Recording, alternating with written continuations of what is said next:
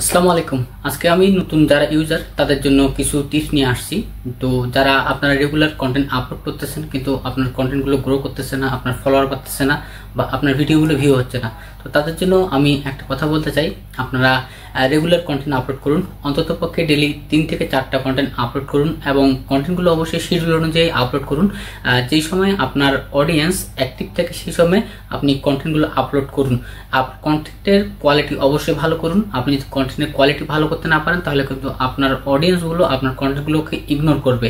আর যদি ভালো কন্টেন্ট তৈরি করেন তাহলে কিন্তু তারা ইগনোর করবে না, ফুল ভিডিও দেখবে। আর যখন একটা ভিডিও আপনার রিলস যদি হয় তাহলে 10 সেকেন্ডের ভিডিও যদি মিনিমাম 5 সেকেন্ড থেকে তাহলে কিন্তু সেটা অটোমেটিক্যালি ফেসবুক অ্যালগোরিদমে নিয়ে যাবে। আর যদি আপনার লং ভিডিও হয় তাহলে সেটা 3 মিনিটের অধিক হলে 2 মিনিট যদি কেউ দেখে আপনার ভিডিওটি তারপরে কিন্তু সেটা অ্যালগোরিদমে আপনার ফর ইউতে নিয়ে যাবে।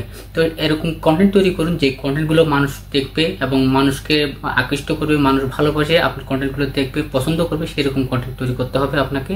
এবং আপনাকে একটা জিনিস মাথায় রাখতে হবে, আপনাকে নতুন নতুন ক্রিয়েটিভিটি তৈরি করতে হবে। অর্থাৎ আপনি অন্যরা যেভাবে কন্টেন্ট তৈরি করতেছে, অন্যরা যে কন্টেন্টগুলো তৈরি করতেছে তার থেকে আলাদা রকমের কন্টেন্ট আপনাকে তৈরি করতে হবে।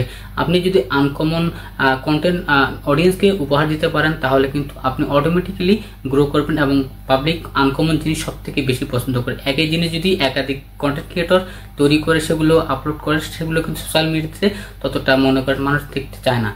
অবশ্যই নতুন কিছু তৈরি করুন, তাহলে আপনার কন্টেন্টগুলো অবশ্যই ভাইরাল হবে এবং আপনার ফলোয়ার বাড়বে এবং সেই সাথে আপনার ভিউ বাড়বে।